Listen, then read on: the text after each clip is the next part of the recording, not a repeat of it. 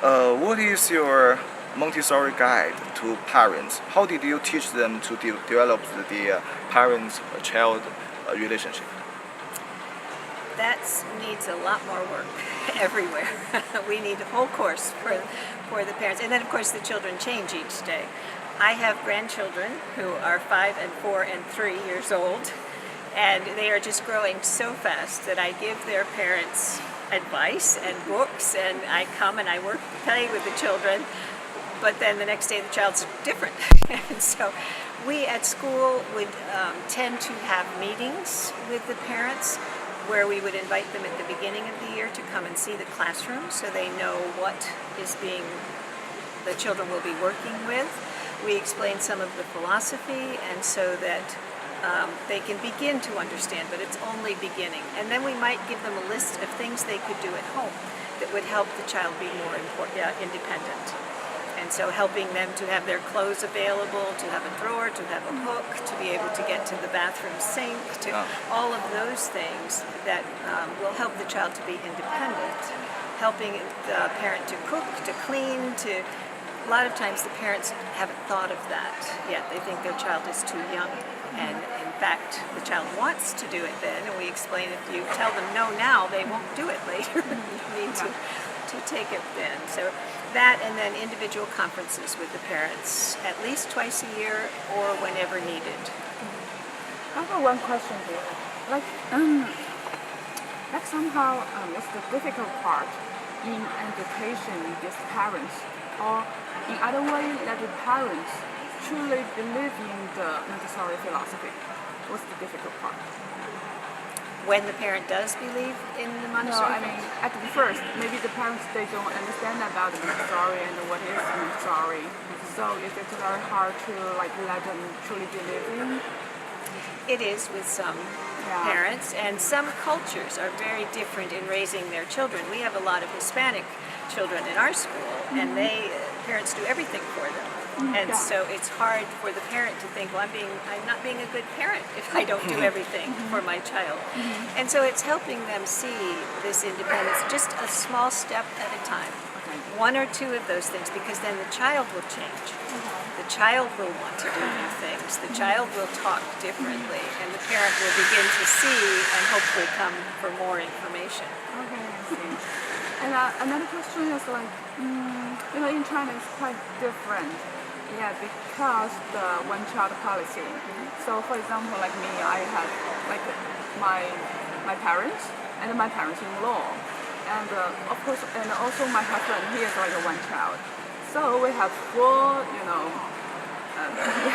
and now we have 2 kids. And in China, because the younger generation, we are very busy, and some of have to work all the day, and so the grandparents they are going to look after their grandchildren. Somehow, of course, because there are 2 generations here, and the reason philosophy is totally different. It's totally different, and sometimes there are lots of conflicts. Yes, it's very hard for grandparents because we tend to do with our children what we've learned as we're growing up, or what our peers are doing at that particular time. And for the grandparents, it's like going into an alien world. Do you want me to do what with this child? And so it's even harder if the grandparents are raising the children. But again, just little pieces, and telling them what the child can do, not what they can't do. And just having the child kind of show them once you've worked with the child. So. Yeah, just to prove them. Yes, it's a slow process. It is. It's hard. It is. Okay, let's continue. Sorry for interrupting. No. Every Montessori teacher has a very different style of teaching. What is your art of teaching in your Montessori classroom? We did that. It's to help the children become independent. I like to, for instance, if we're having a line with the children, a circle time, I like to share things that I saw on the way to school, to do not necessarily even a lesson, but sharing of life and sharing of ground rules that we might have them walk around a rug, or we might have talking about helping other people, talking about being compassionate with other people, that this is like our family and we want to help them and we want to be with them. And then giving lessons at the appropriate time, being very enthusiastic, not this kind of enthusiastic, but very enthusiastic about each lesson that I'm giving, that I think it's important, I really enjoy it, and I want to share it with you. Would you like to share more useful applications of the Montessori education in our daily life to the parents? Well, I think it's like I was saying, that have your child help around the house somehow, so they can help dust. They can sort silverware out of the dishwasher. They can put things into the dishwasher. They can set the table. They can help with all kinds of things. Help with cooking if this can work as well. That helps the child feel very big and very important. And the message the parent can be giving them is, you're a very important part of this family. And so you are helping us to do, we all help in this family to make it work and to have it. So I think helping with that practical life at home for the parents, to let them understand that the child's going to spill, they're going to make a mess, they're going to do things at first, but how do you learn if you don't do that? So, yes. It's true. Last question for you.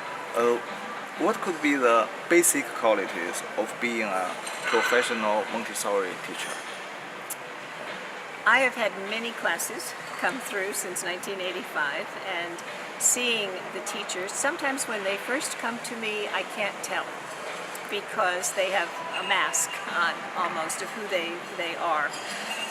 And I have found that I don't judge, because sometimes Montessori just speaks to them and they become some of the best Montessori teachers there would be. They need to be able to listen, to not make everything about themselves. They need to look at other people. They need to be compassionate. They need to care for other people. I think it's, and for themselves. They need to be able to care for themselves as well. And I think it's having a sense of beauty and or nature, and really wanting to learn. They need to want to learn, and we tell them over and over in our summer course, it's going to be very hard. And you will need to keep learning, because you don't just learn what we're giving you and stop. A Montessori teacher must have that love of learning and go out and be getting new things to share with the children. Okay, Mrs. Hannon, thank you for your time for the Thank interview. you. Thank you so much.